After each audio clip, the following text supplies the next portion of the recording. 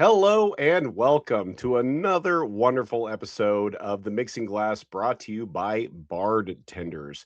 My name is Michael Windsor. I'm your co-host, and we're so excited to have you here joining us again. As always, we have another wonderful guest to bring on the show tonight. But before we do that, we've got to bring on our master and commander, our game master, Mr. Johnny Dice himself. Good old Jonathan Mateer. God damn it. I was really hoping you forgot about Johnny Dice. You're doing so great, Mike. To be fair, for the guests tonight, I feel like it's appropriate. If I'm going to bring up Johnny Dice anytime, tonight is the night. We are going to be talking a little bit about D&D, I heard. That's right. D&D heavy episode. You know I'm here for it. That's right. I put away my shaker tins. I put away my mixing glass, and it's time to break out the dice tonight. Well, do you just want to just get right into it then? I feel like we probably should. I feel like you should tell us a little bit about our guest that's coming on. Yeah, of course. Well, tonight we're going to be talking to Nathan Featherstone. And I'm sorry, but what a D&D name. Nathan Featherstone. I mean, that's, I could see that as, a Drew. I'll save it for the episode. But Nathan, better known as the CrazyHermitDM, is the creator and main host of the Hermit's Homebrew podcast, going on close to 3 years and over 110 episodes. He's a content creator and has been in the online space for over a decade now. He was named the number 4 RPG influencer of 2025 by FeedSpot, and he's a dedicated first responder and a new father. Congratulations. Nathan brings insight, problem-solving, positivity, and passion with his 17 years of experience in the TTRPG space. Please welcome to the show, Nathan Featherstone. Hey, everybody. Hey, how you doing? Not too bad. Oh, man, it's going to be great. We're going to nerd out for a little bit. We're having a good time. We love doing homebrew, so I feel like we're in good company tonight. Oh, yeah. Always want to nerd out. Yeah, it's like we do it professionally sometimes. At least try to. You bitch. I do wish so much. Okay. I mean, we have Patreon subscribers. Technically, we get paid for it, That's true. One of them's you, so it doesn't really count. And one of them's my mom. So, anyways, that being said, I know you have a 20-sided die over there, Nathan. Yes, I do. Actually, from my sponsor, Heimdealer. It's nice, hefty metal dice. Gotta love a good heavy metal dice. The clank feels so good. Well, and you know that there's no deformities in the casting, so it's going to roll true every time. Mm-hmm. It's true. That's why I have two. Nathan, I need you to give that a roll because we got a roll for initiative coming up. All right. Oh, I rolled a critical fumble, a 1. Nice. Oh, it's okay because no. last episode we got a nat 20, so it's equal and opposite reactions here. My co-host is probably laughing at me now watching this episode because he has the worst dice luck ever, and he's just like, yes, that. A little bit of vindication for him. There's right? always one in every group, and for us, it's Dale. Dale is notorious for rolling low, so especially when it's important. Mm-hmm. Question number 1 for you, though. When you roll low, interesting things happen. So, we ask you to make your favorite animal noise. And as a DM, I know you've got at least one on lock over there, ready to go. Favorite animal noise? That's you. It could be your least favorite, too. We just want to hear you make an animal noise. That's true. What did I do? I did dolphin last week. I did woodpecker, and I kind of cheated on that one, to be fair. I just either a sheep or what was it? About 2 campaigns ago, I was making a lot of duck noises because I had a person that got their soul shifted into a duck or an NPC that did. Amazing. So a first-time player is what you're talking about, obviously. Yes. Yeah. Well, you're a new dad. You're gonna be making tons of animal noises. Wait, I want to hear the duck noise now, please. Oh, it was just the simple quack, quack, quack, quack, quack, quack, quack. That is a duck. For our Mighty Duck fans, it's quack, quack, Mr. Duckworth, Miss Quack, quack. So good. I love a good Mighty Duck reference. Slide that in there. Hell yeah. All right. Well, we're not here to make animal noises for the next hour. We're here to talk a little bit about D&D. Speak for yourself. And especially, okay, well, Mike, that's for your other podcast. I'm sorry. Yeah, you save that for later. That's for the after show. We're here to talk about you, Nathan. We want to hear a little bit about your origin story. So, how did you get into tabletop gaming? How did you get your foot in the door for Dungeons and Dragons? What kind of drew you in?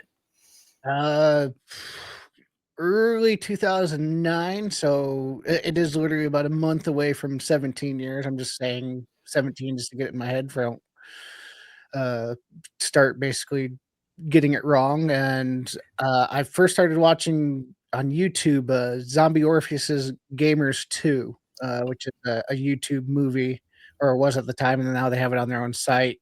And they're actually making another one, a fourth one. They just kickstarted that. But watching that, and then I had a group of friends at the time like, hey, these people look like they're having fun, and this looks like interesting, and it's How about dare you have fun playing games? Absolutely not. different from a video game, which I was kind of getting a little bit more bored with at the time, and it was tax time, so I went and bought all 3 books that I needed, and just we started playing, and then I handed the DM guide to my cousin, who's a kind of a rules lawyer type, and thought he was going to just fit like a glove. He's like, "I'm not running," and then I got stuck running, and basically was the forever DM forever till 6 months ago, till my co-host took over DMing.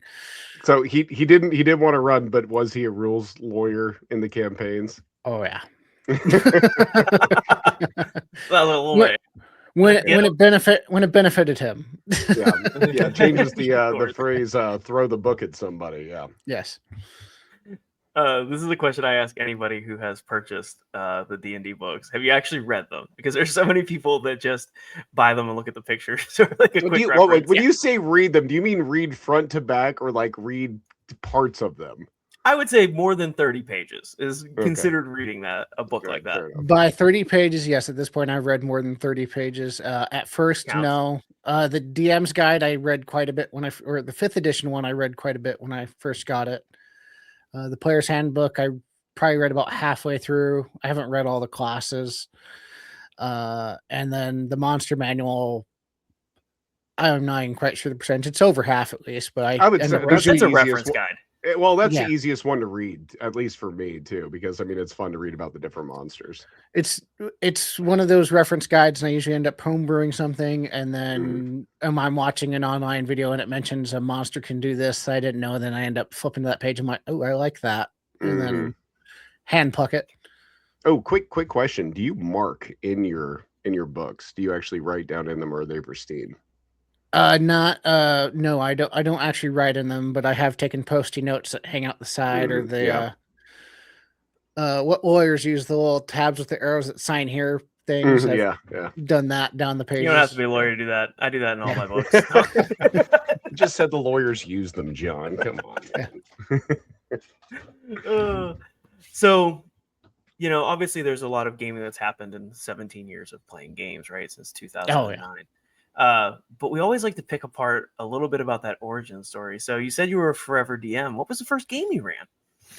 I played 4th edition at first without knowing that it was not the best edition. At lack of ignorance, but I played a written module called Keep on the Shadowfell, which is you start out in this small little town. I even remember the name, Winter Haven, and you go investigate this necromancer that's held up in this keep that's basically trying to open a portal, I think, to the abyss or the Shadowfell or something like one of those places that should not be opened.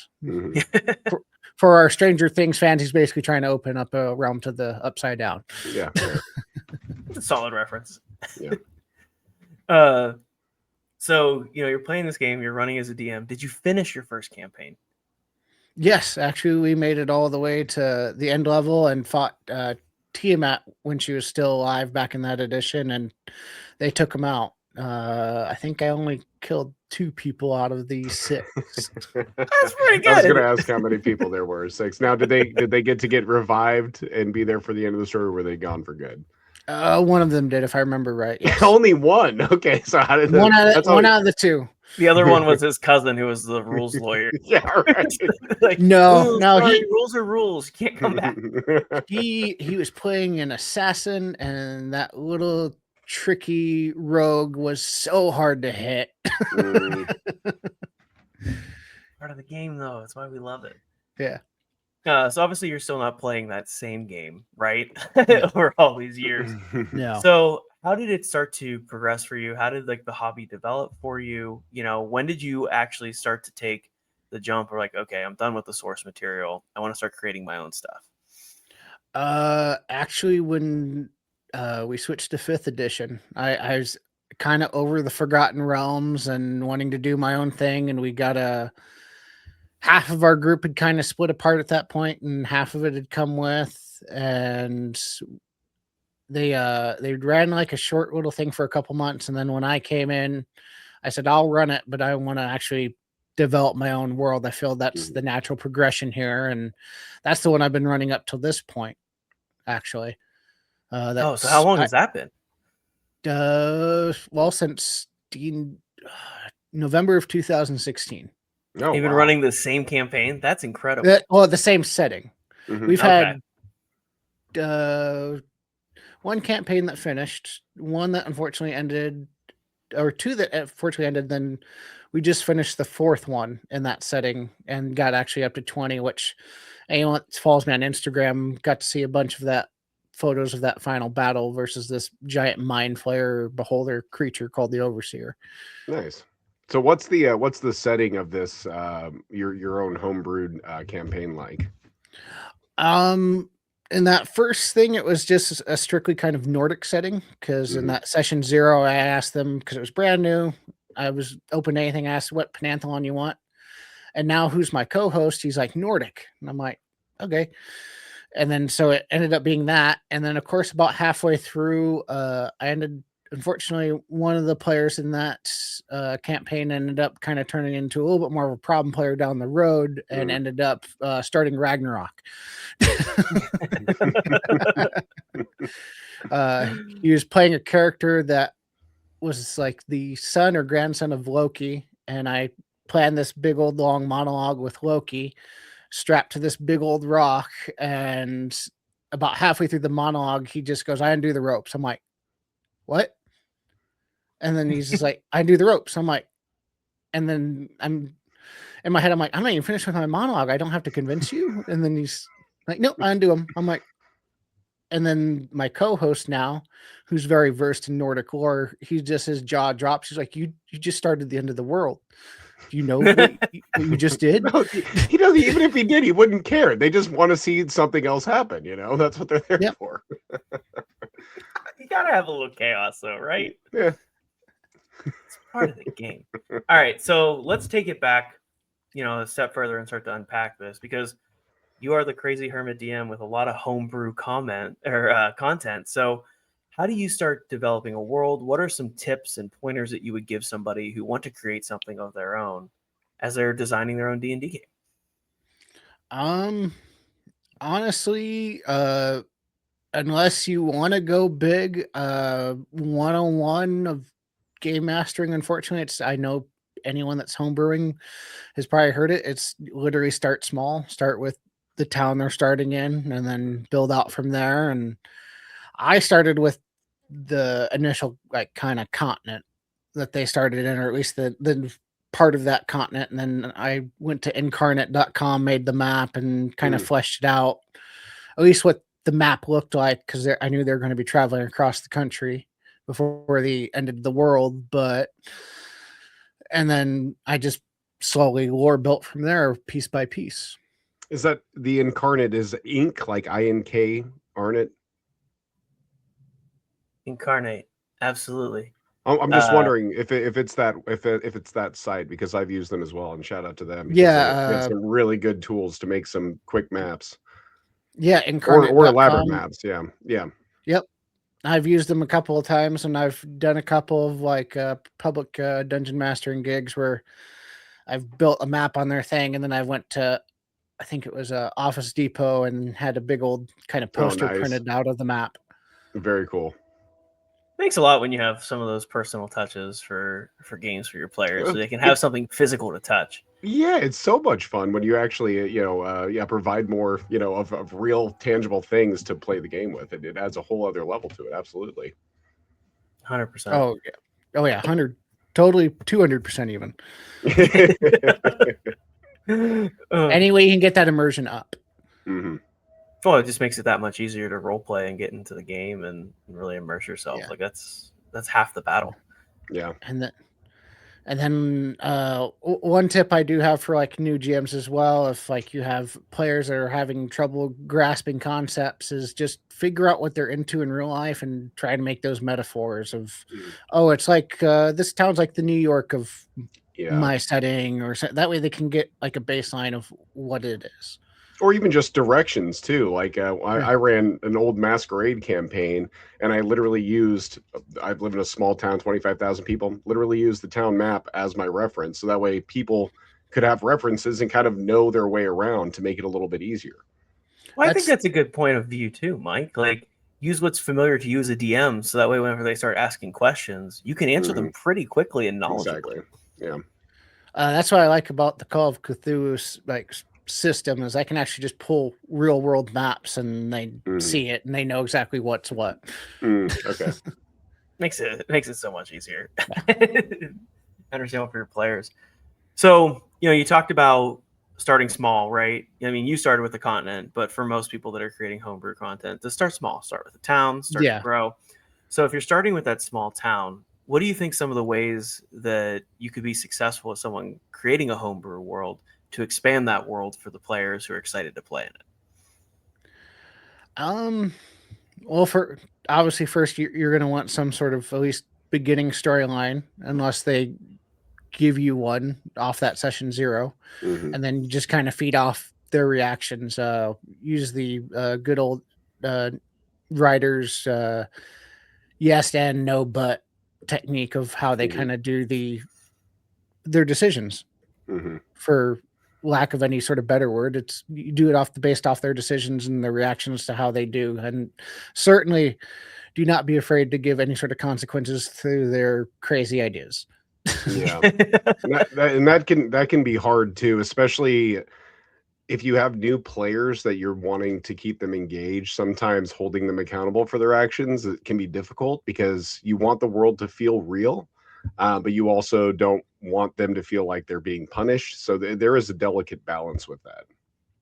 And then for like those new dungeon masters that might be listening to this, I had been playing the game at 7 years at that point of me starting that new setting. So I was more than comfortable fleshing out an entire world. If you're starting out brand new, I really 100% recommend using pre-written materials just till you get a concept and a grasp and a comfort, because that's 90% of dungeon mastering is experience and comfort.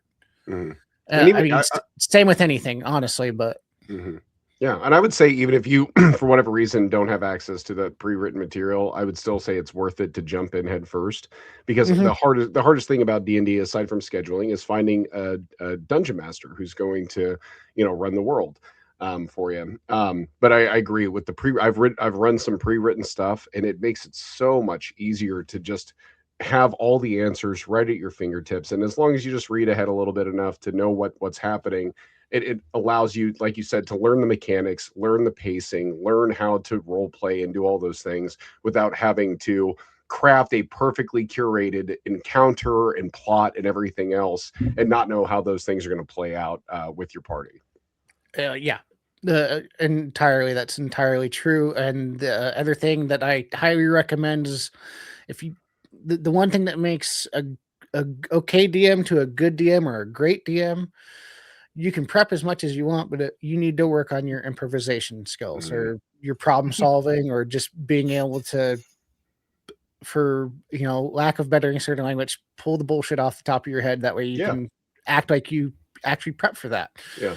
Fly by the seat of your pants. Absolutely. Yeah. And I mean, I learned from my short time DMing for John and the Bardtenders crew, all the prepping I did was pretty much a waste of time. it was a lot of fun, but yeah, it was like, I didn't really have to prep that much at all.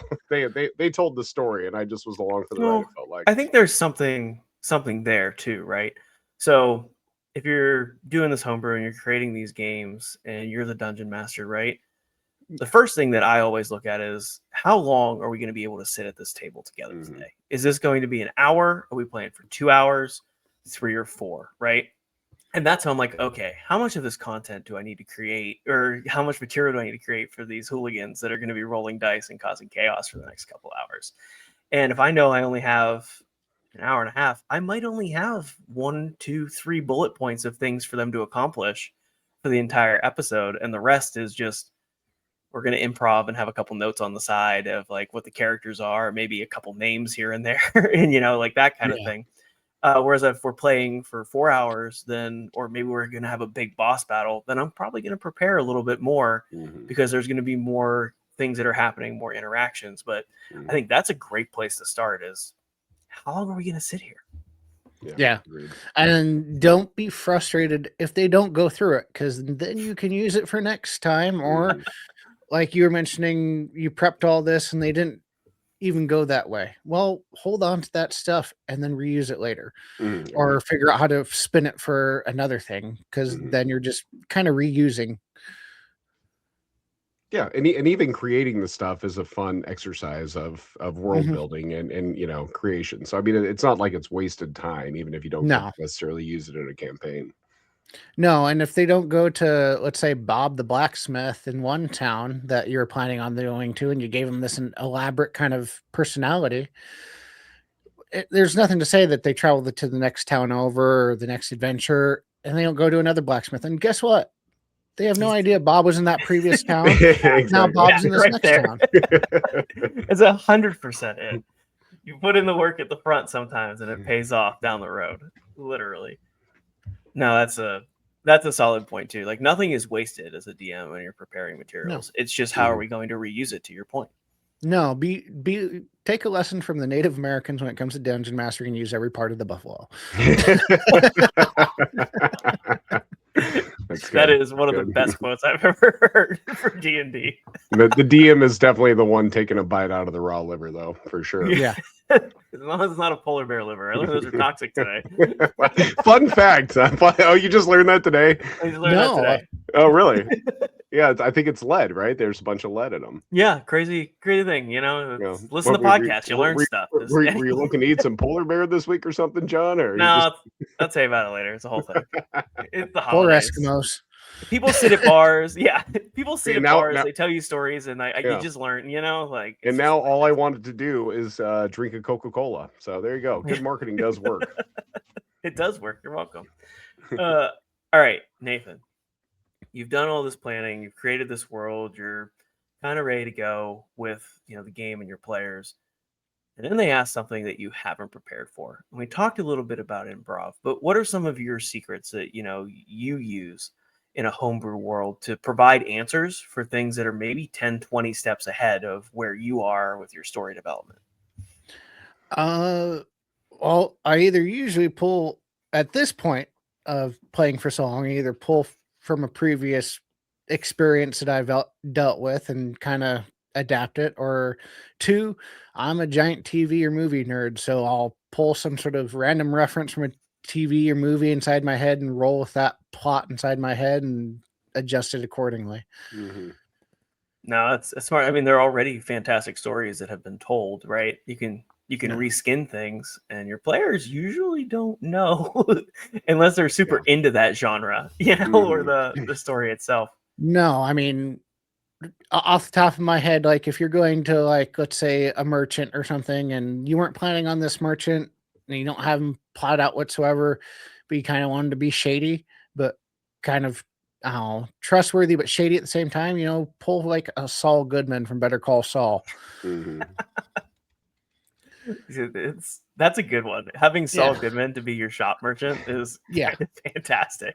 I've found for me too, one of the hardest things for me is voices. Not just doing the voices or creating a voice, but remembering the voices. So tying those voices to characters from television or movies that I really like. That's a really easy one for me to have a good accent or a good voice to go back to and easily tether it to a character or an NPC, rather. That is one of my weaker spots, is I can't do voices whatsoever. I've tried to do them and they kind of wear thin because it takes a lot of energy for me. I can get mannerisms and kind of personality clicks down real good to where they can tell who's who, but the voices are just not something I'm very proud of, or maybe not proud of, but not to that skill level of doing. Mhm. Yeah, but I also don't think that voices are 100% dependent on a game of D&D, right? No, Like you don't need those to have a good time and hang out Mhm. with your friends and play a game. Like it's not dependent. It doesn't ruin the immersion to not have no, Mhm. voices. and what is it? Brendan Mulligan came up with a good point in one of the podcasts he was actually talking on. Of let's say you do have a character that's doing a Schwarzenegger voice, but you can't do Schwarzenegger, and it's a real bad Schwarzenegger.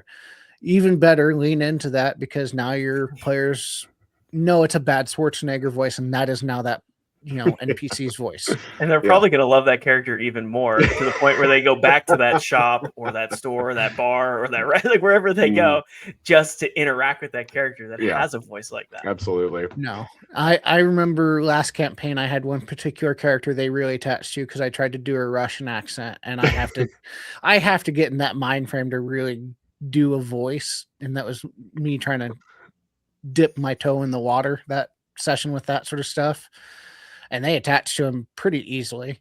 Mhm.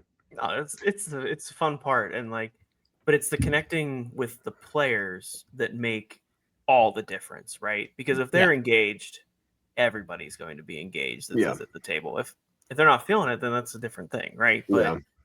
it's bringing them into the story that they want to help tell with you collaboratively. Yeah. That's more important than anything else. Yeah. Well, And and sorry, go on. no, I was just saying, like, the hardest lesson I had to learn as a DM starting out is if you have one or two players, or you don't have a full table of people that are willing to collaborate and they have main character syndrome of I want to do this, I don't care what the party does, then Mhm. perhaps, it's all right to rip off that band-aid or cut them out of the group. Mhm. Unfortunately, it sucks, especially when it's a friend. Sometimes you have a Yeah. best friend that's a really great person, but they are not a great player at the table. And I've had Mhm. to learn that lesson throughout my 17 years. Mhm. Well, Yeah, I that think can this be is difficult. a really good segue before we get into talking about your podcast and everything that you do. Okay. Is talking about positivity in gaming. We're going to start it off on a note where you have to let somebody go from a table, but there's also positive things that can come from that. And I think talking about positivity in gaming is important. So thinking about that, like, what are some positive outcomes of having those tough conversations with your players or people sitting at the table with you? I've actually had those tough conversations. Unfortunately, I did have a best friend where, we kind of went our own separate ways. I remember, unfortunately, he didn't want to talk about it in person, so it ended up being a text conversation. And Mhm. by the end of the conversation, we did stay civil throughout the entire thing. I do have to give him credit for that. It didn't resort to any sort of name calling or anything, but I said, you know what, this is too much, and for the sake of our friendship, I'm not gonna have this ruin whatever is left here, so I'm gonna step back. Mhm. And it took a while because I stepped back from that playing group as a dungeon master, which actually started my content creating Mhm. because there was a lot of kind of negativity from another player that I wanted to basically kind of prove them wrong in my mind. Uh, and that's the way I positively kind of spun it, is you really have to sit there and figure out what you can learn from the experience. How do you move on? How do you get better from it? A failure is not really a total failure when you can really learn from it and get better Mhm. by it. Agreed. And And that's how the only way you can succeed as well is by failing. Mhm. Yeah, failing over and over again.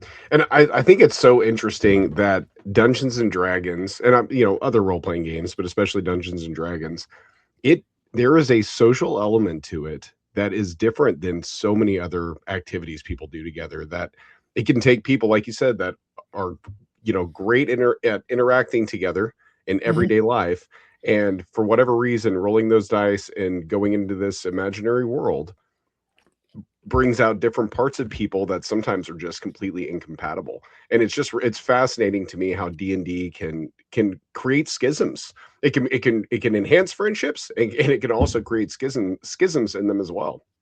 I remember playing in a Fallout game. There's a by Modifius. There's a Fallout 2D20 game, Mhm. and I was playing with somebody else was running the game, and I was playing a ghoul, and then the other guy was playing a Vault Boy. And about halfway through the campaign, this guy is just a very gung ho, shoot first, ask questions later type person. Mhm.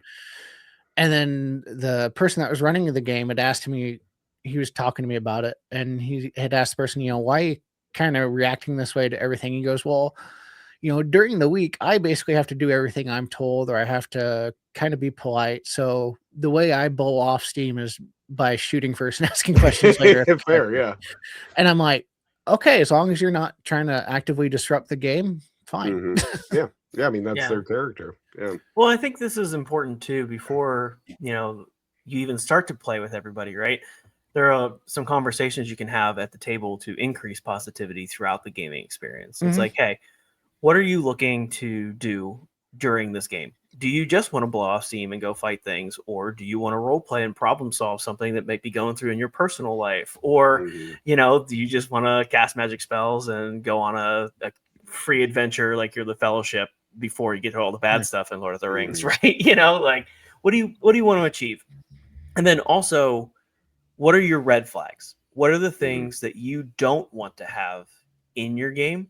Because if we can all agree that those are things that we don't want to do and be aware of what makes other people uncomfortable, Mhm. then we can have a much more positive experience over the next week, month, year while you're playing a game together. Yeah, that's why session 0 is so incredibly important.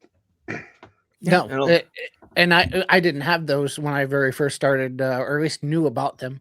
Mhm. I think Hardly anyone does. You start playing when you're younger and you've never done it before, and it's your first Mhm. time playing. You don't have that opportunity. I think people that are getting into it now have a little bit more of a nuance to it, just because you have. I mean, back in 2009, the internet was a thing, but it wasn't what it is now. Mhm. You don't have those abilities to pull up all the information, or Yeah. for all the negativities with AI. I mean, you can go and ask an AI, what are the top 10 things I should know before I get into this Yeah. game, and it'd be able to skim the internet and tell you at least. Mhm. Yeah. Yeah, Yeah. that makes a big difference. Yeah, I would like to revisit AI before this conversation is over, but I think it's important to highlight that anyone who is thinking about DMing or who is a newer DM, a session 0 is so important, and it's not a session 0 playing, but it's going over the ground rules. What is everybody looking for? What do they expect out of the game? What are the lines that they don't want to cross? And you can avoid so many issues down the road, especially sometimes if people aren't getting what they want or lines have been crossed and they may not know how to approach the group or approach the DM and talk about it. So by just being upfront with everybody and understanding what the collective goal is upfront, it can just make everything run so much smoother. No, and one of the things, even with my podcast, before we shift away from positivity, I've talked with my two co-hosts of we've talked about some spicy subjects. We've Mhm. talked about the OGL, we've talked about AI, we've talked about gatekeeping and all that. And one of the things I always go is how do we spin this to be constructive? I don't want to go down this kind of just dumpster fire thing. I Mhm. want to actually be constructive here and tell people, objectively how what is this, or what is our opinions on it, and Mhm. then still stay positive, just because it's so easy nowadays just to go down, for a Star Wars reference, the dark side. Mhm. Yeah, absolutely. Oh, Don't it's worry. so true. That's not John's style at all. So you have nothing to No, fear here. never. If anything, I'm the one leaning towards the Sith, and John is he's the true blue Jedi. It's true. 99% of the time we play good cop, bad cop. But no, I think there's something there. And, I've said this before on this podcast, is that communication is free. It doesn't cost you anything. One of the No, few things in the world that you can do. And just talk. It's so easy. and you just have to get over that barrier of comfort, because we're so used to being in our heads and our shells. And if you just take that 3 minutes of insane bravery to just literally ask your friend, what's the problem? half the time they're going through all the same things that you are. Mhm. So they're willing to talk, especially if they're your friend, if they are really your friend. Mhm. Yeah. Yeah, and I They'll think listen. I think if you're, I've heard tons of stories about people starting campaigns and like creating a group. Maybe they have a friend or two, but then they're pulling out other outsiders. If somebody's an outsider and they're an immediate problem, it's so much easier to cut that person off, and you can do it very professionally and politely, and just be like, "Hey, really appreciate your time, but we just don't think this is a good fit." But whenever you start getting long-term friends that become those issues, it gets a lot more difficult to handle those situations. No, I've gotten flack from a couple of my coworkers just because they talk about negativity and all that and other people in their life. I'm like, just cut them out. Mhm.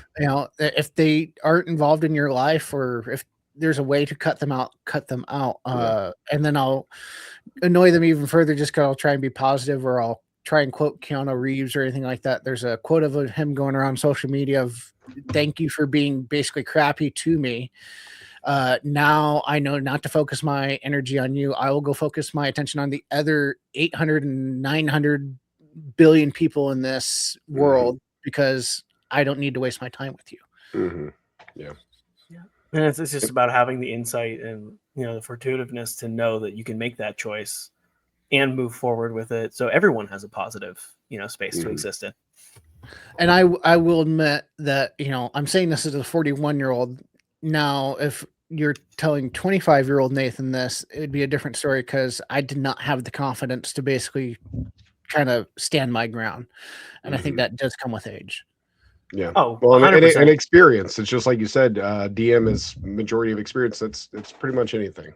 Well, how about the other side too? Other people who were maybe in their early 20s or mid 20s, it might not be a confidence issue. It might be an overconfidence issue where they want to really dig their heels in and have those combative conversations over somebody who isn't as confident. So, like a rules lawyer, for example.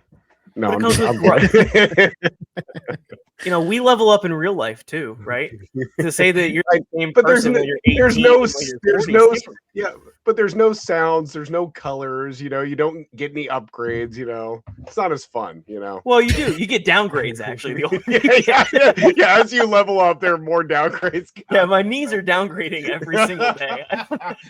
Oh, that's terrible. Just by existing. I actually my baggage is going up too. The weight in my is going up, so my encumbrance is much higher. Or are you almost encumbered? Are you? Yeah. As a new dad, I'm feeling that. I was holding the baby, the 5-week-old baby, the other day, and we have 2 dogs, and the dog wanted to. We have an older dog, and she wanted to come sniff the baby, so I tried to Spider-Man crouch, and that was the worst mistake ever because it was the hardest thing to get back up. Well, and also you start every day with a point of exhaustion, so yeah, no kidding. So you're already at disadvantage. And then you feel like you're. And then you feel like you're cheating if you actually got a full night's rest and you're not exhausted because you're not used to it. What's going on here? Yeah. All right, Mike, I know you want to ask about AI, so I think this is a good spot before we talk a little bit more about the podcast here. So, Mike, I'll turn it over to you. Well, I don't want to get into like an overarching discussion about AI in general, but mainly using AI for a dungeon master. Like, what are your thoughts on that? And homebrew too. Yeah, homebrew, campaign, all that kind of stuff. I mean, as long as you're not, publicly trying to pass it off. If you're trying to write an adventure and then go to TTRPG and pass it off, this is my writing. Yeah, that's wrong. That's just that's intellectually deceitful. Yeah. Or you're trying to pass off art as your own when you're doing that. Now, if you're using it for private use, or if you're trying to like research mythology or folklore, or ask AI, hey, what's this? And you have an hour before a gate for your session, and you're trying to ask, what's the big serpent from Norse mythology? And it's Jormungandr. And then it gives you 3 paragraphs of lore of like, cool, now I know what this cult is following. Yeah. Then that's, to my opinion, that's a perfectly acceptable thing. But when you're trying to, pass something off as your own, and that's not right. If you're trying to use it as a tool, as a research tool, and try and make yourself better. I mean, AI, I will admit, has taught me a lot about social media marketing without having to go to those cheesy join my 12 classes to become an expert. No, I've learned it all from AI. I know people that are coding software and apps with ChatGPT. It truly is an incredible tool. I was just curious because from some of the different D&D creators that I follow out there, some people have very critical views on it and don't ever use it for your campaigns. And I understand. I think the issue for the most part is if you're trying to set a scene or create an NPC or create a town, or create an encounter, whatever, relying heavily on an AI to do that, the part of your brain that should be working and growing, you're going to atrophy that because you're completely relying on it. Yeah. So I understand to where, if you, it's just like, I don't know how to do the most basic math because I have had a cell phone for like 20 years now. So I can't do even like simple long division anymore. I could refigure it out, but like if you just gave me some basic, like, 7th grade level math, I would be stumped.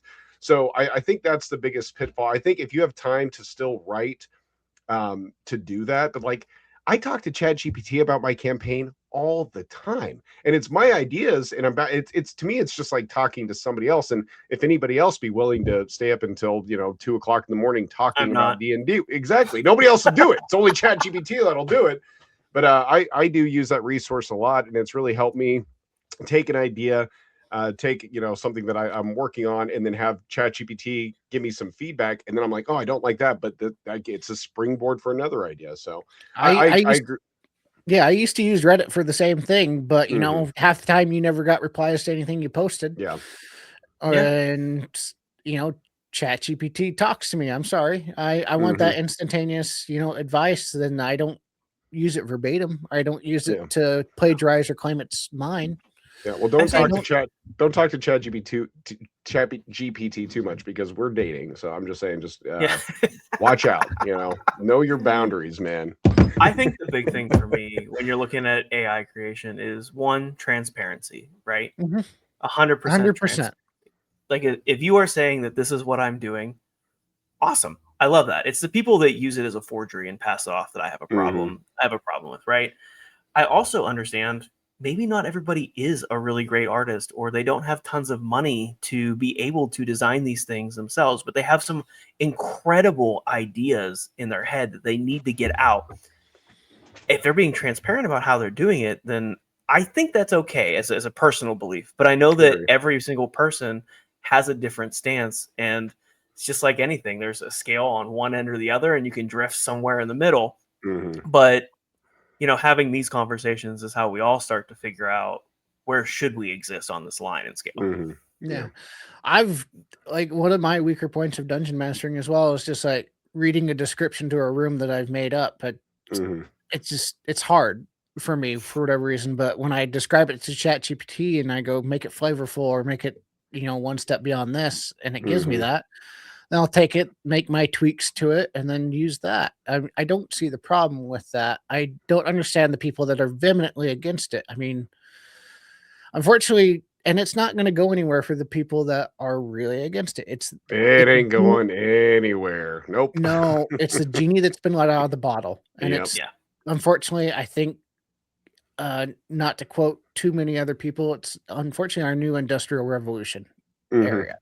Yeah, we talked about this on a different episode when we were at in Kentucky, but it may be mankind's last greatest invention too. But for me too, like I look at it with my campaign that I'm running, it has helped make my world and my campaign so much fuller for my players, without me having to do 100% of the work. So I appreciate it for that, but I just genuinely wanted to know what your opinion was on it. So I appreciate you sharing that.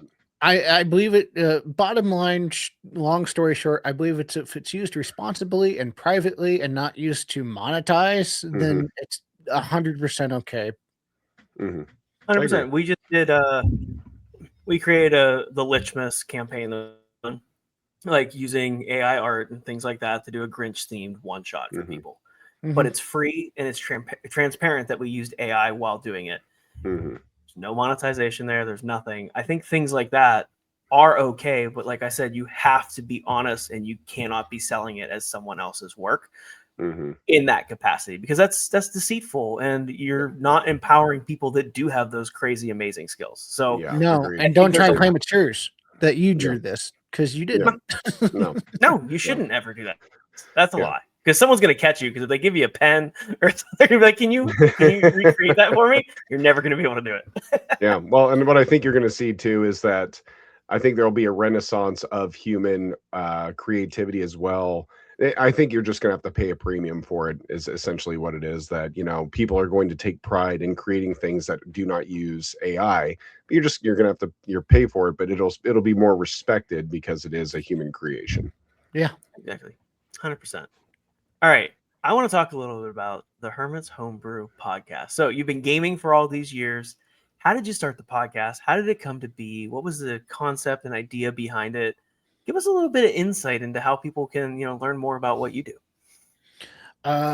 So the podcast initially started just because one of my co-hosts, Chase, who's on hiatus unfortunately at the moment, he's an esports coach at one of the local colleges, and he had a student or two that needed like project hours, and they were social media majors and all that sort of stuff. And I have the hardest time getting any sort of engagement out of Instagram or TikTok consistently. It's so up and down that it's frustrating. And so they originally came on to kind of help me with engagement or understand what I might not have understood. Most of the stuff that they were telling me about, I'd already knew, and we went through it all, and just it's frustrating because it's a lot of the same things people are going through throughout the entire kind of platforms. And then we started talking about different things to get the more project hours or different endeavors, and eventually a podcast came up, and I was all 4 years of journalism in high school, 2 years of radio and TV. I'm very happy I did not get into journalism or go to college for it, considering, the nature of media today, but I won't get into that. So we started that about 3 months after my mother died, actually. And I just, the only thing that's of my mother's work that's left is like her paintings. They're hanging up in almost every room of my house.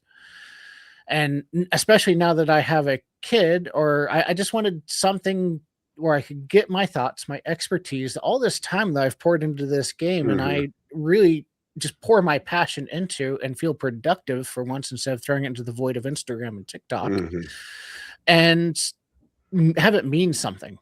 And that's what this has turned into. And I've fully ADHD hyper focused on it for going on 3 years now. You're in good company. January. Not me. But yeah, you two are in good company. And my two co-hosts, they're obviously not the same level of passion as me, and as my miniature painting co-host likes to joke when we're out in public with people, I'm dragging him along and making him famous, kicking and screaming.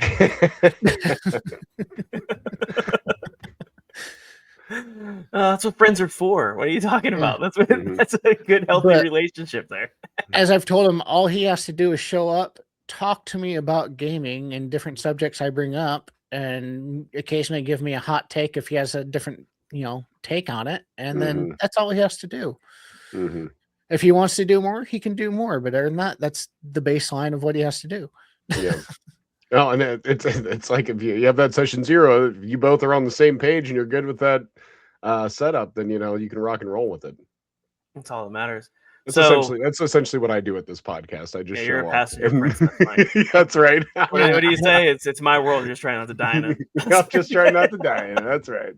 And at first, it just started out with us three talking and kind of getting all the hijinks down, getting the audio clicks and the beats and bubbles and whatever else, and kind of learning that stuff. And then we switched to video last summer, and then I started inviting people actually on, and I've been talked to within the last 6 months, a bunch of people that I never thought I'd talk to, like Stefan Picorni of Dwarven Forge, Todd Stashwick of Star Trek, Very cool. Tim Kask of the Curmudgeon in the Cellar, and he was the first editor of TSR. Like, I've watched his YouTube channel for like 8 years of him just sitting down in his basement complaining about the state of D&D. And I totally respect him. And so Well, it was you know, amazing to sit down with him for an hour and a half. It's gonna flip the other way. Fast forward, 5 more years from now, someone's gonna have you on their show. Like, I listened to this guy talking about D&D for 8 years. Yeah, and they're exactly. they're gonna be just as excited. So it's the community you build that you keep putting forward and continuing to grow and contribute to together that I think is very incredible. So and I've already kind of had 2 experiences like that. I've had one person randomly at a gas station recognize me, which was really weird. Yeah, no kidding, right? I've never approached somebody at a gas station, so to do that, that's great. That's well, bold. I have a hoodie with like the podcast thing on it, and then they saw it and they're like, "I know your podcast. I follow you," and I'm like, "What?" Yeah, that's such a that's pretty incredible. Yeah. And then the other time was I got invited to go to Lincoln, Nebraska to this game fest, and I played a couple of games, and then the guy that invited me, that was part of the staff and crew and all that, so I kind of got comped a ticket just to come and check it out and throw my name as long as I promoted it on my social medias. And like at the end of the thing, he asked for a selfie with me, and I'm just like, me. Well, that's the imposter syndrome, right? Like, yeah. Mike and I, we've talked about this about bartenders all the time too that come on the show, is that we spend all day taking care of other people that sometimes we forget that we're human too, and these things are happening. So, it's important to keep that in context. Like, you're a person, you have feelings just like everybody else, and like you're just as important as everyone else. And having moments like that are so important to not just the person who's taking the selfie with you, but to you who's having the selfie taken. Like, it's such a cool, unique moment that's happening there that's so human. Yeah. I've learned that almost in reverse of like when I've been talking to these guests and these people I've kind of venerated or put up on pedestals, and realize that they're just human. And a lot of them just have been doing it for so long, they have this reputation. And I've sat down and talked with them, and realized that a majority of them are like me and attention deficit hyperactive disorder. And that's why they are so good at what they do, is because they've had that hyper focus. Yeah. I think too, when you start something from scratch, even though day 1 and day 500 are going to feel different, you're still kind of in the same space. You're creating the same show that you were trying to create from day 1. So then having having the community start to grow and getting recognized or something like that, it catches you off guard. Pardon me, I'm sorry, because you don't see you don't see all the other people that are tuning in. You might see a number on a screen like, oh, you got a new follower or more listeners this month, but you're not a part of that person that's actually driving in their car or listening on their headphones and enjoying the content. So when when you actually get to meet those people in real life and it actually becomes tangible, it can be kind of a shock. Like, personally, I am people all the time are hitting me up when I'm walking down the street, like, it's Michael from Bardtenders. And no one says that, Mike. It's starting to get to a point where it's getting a little annoying. I actually wish people would leave me alone, to be honest. I feel like you only see like one person a day, and it's the same person every day, and they know who you are. And I do see it's more than one person, but he's not my roommate. I live alone. Priscilla is my only roommate. It is the same people every day, and they do not like hearing about D&D. Priscilla's a cat. She doesn't talk to you, and if she is, we have other conversations we have to have, Mike. She doesn't talk, but she sure throws up a lot. I'll tell you that. Really, I think I need to take her to the vet. Something's not right. I'm glad we had this moment of clarity for you. It's really why we're here. So, Nathan, what are you most excited about that's coming up in the future with you in the podcast? Because we always like to talk about growth too. You're continuing to grow this and keep doing things. So what makes you excited to, keep doing this and keep getting to that next goal? As far as the podcast, kind of touching on our previous subject of like what I've learned from like AI without having to go pay people for a masterclass, is about like targeted daily engagement, talking and figuring out how social media actually works, and lo and behold, it's actually just being social. And then and and then I had me and my co-host put together this kind of dream guest list of when we started deciding we want to bring people on, and I fed that to like ChatGPT and asked it gamify this for me of like show me how to Ooh, ladder clever. this and get here. That way my gamer brain can learn how to build up from level 1 to 20, literally. And And from ChatGPT is like, their address is da, da, da, da, da, Yeah. I'm sorry. but it made a tier list for me and all that. Like, this is the bottom tier list. Start with these people. After so many of these people, start asking this next tier list to this next tier list and build from there. And that's what I've done. And that's, how. And every so often shoot your shot with like a Todd Stashwick from Star Trek, who is, I consider at the top of the tier list. And I just, for 5 minutes of insane bravery, I inboxed him and like, you seems to be interacting with the community, so why not? Mm-hmm. Yeah, I think that Yeah, makes a very difference cool. too. Like we talked about earlier, people are human. You can reach out to anybody these days. It's not like it used to be where you have to call and find an agent and get on the phone and hope to God that they want to take the time. Yeah. Yeah. And for anyone that's into like social media or collaborating or that, I'm always one to talk and all that sort of stuff.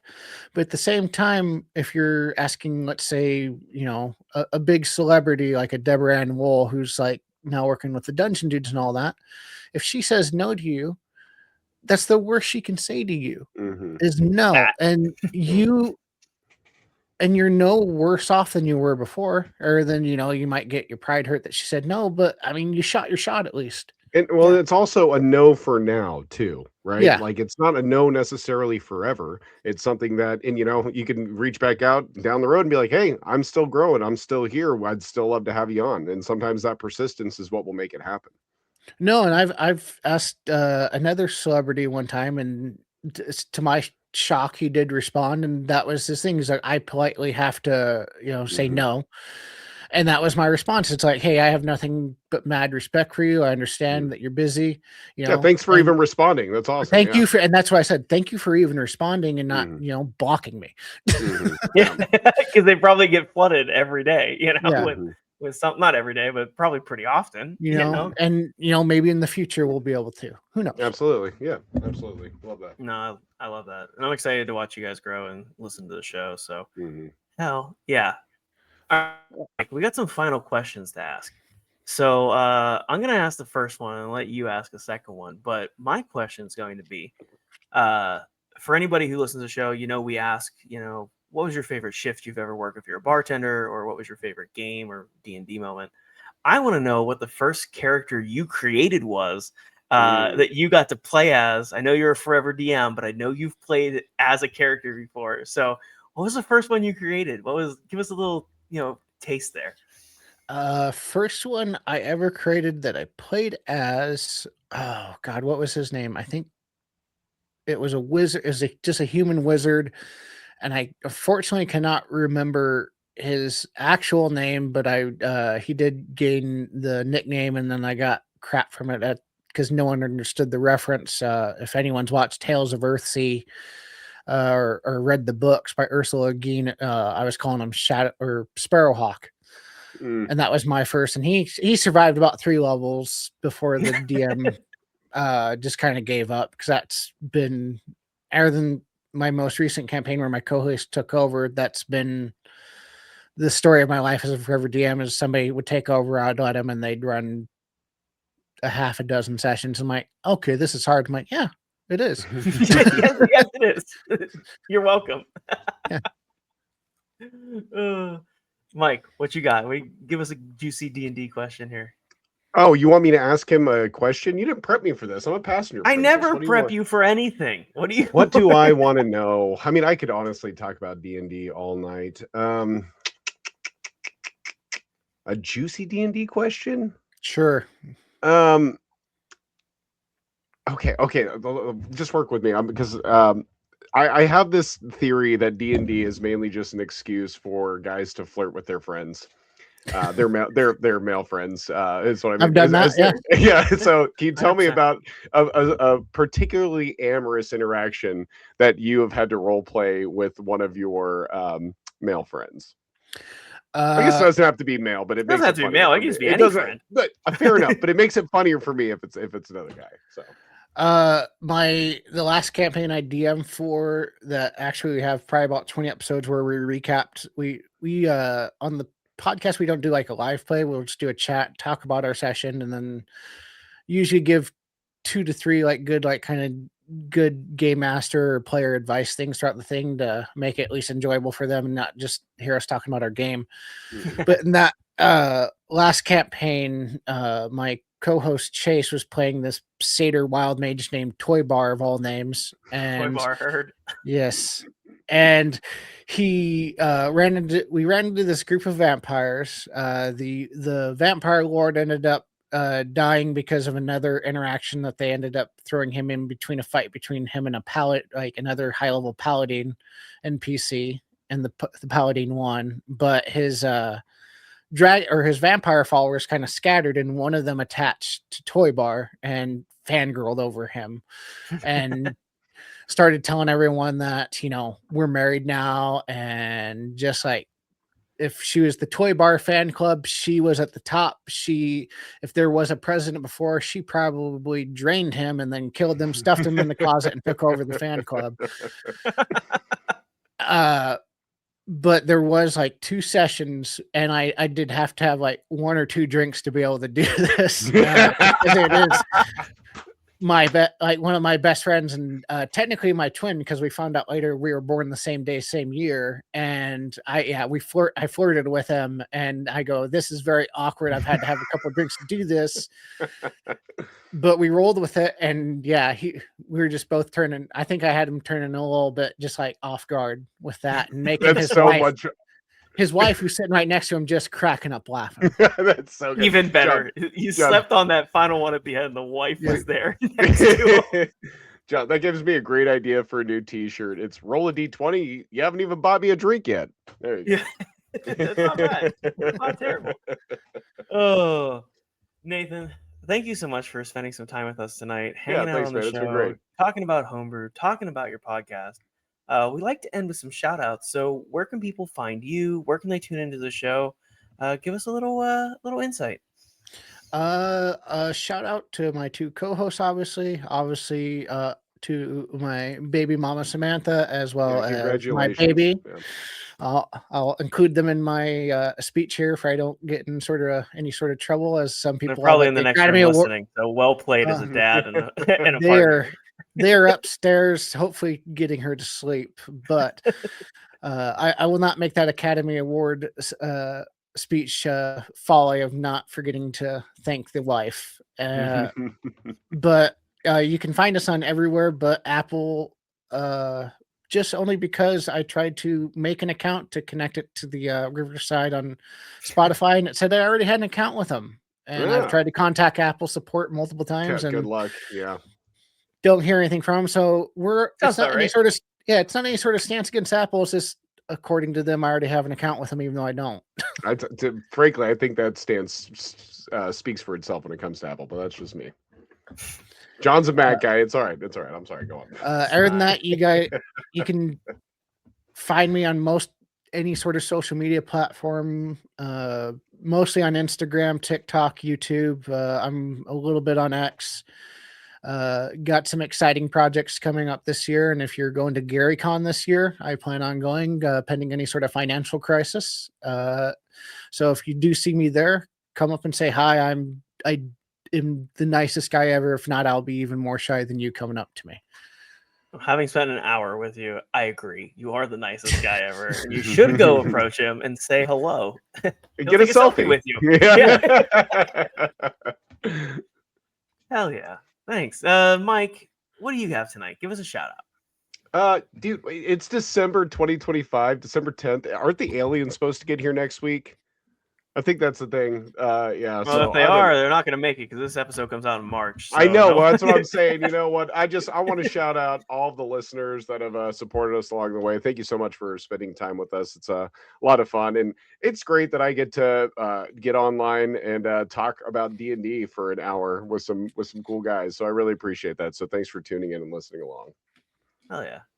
What about you, Mike, John? Anything you want to shout out? I do. No offense, Nathan. I got to give a shout out to my favorite podcast. It's called Bardtenders. You're probably listening to it or watching it right now. My second favorite will be Hermit's Homebrew today. So check out that one too.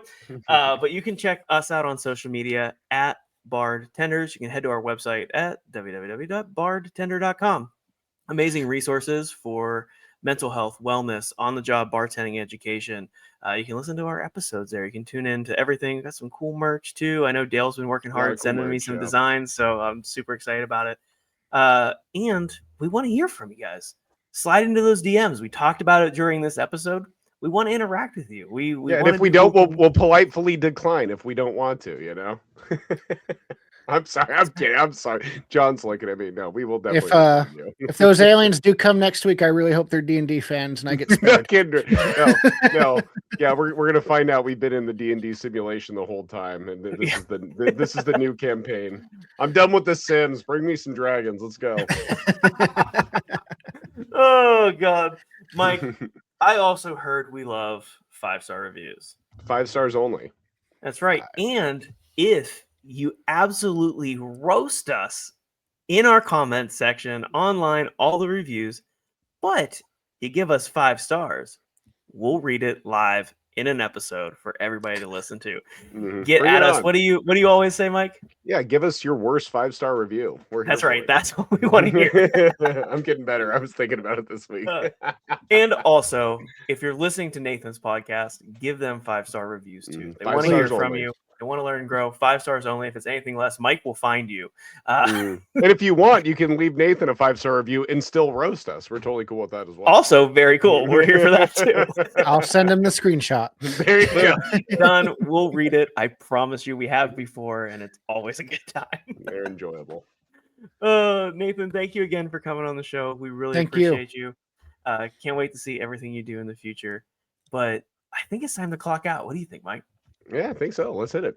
Let's clock out. We'll see you guys next time.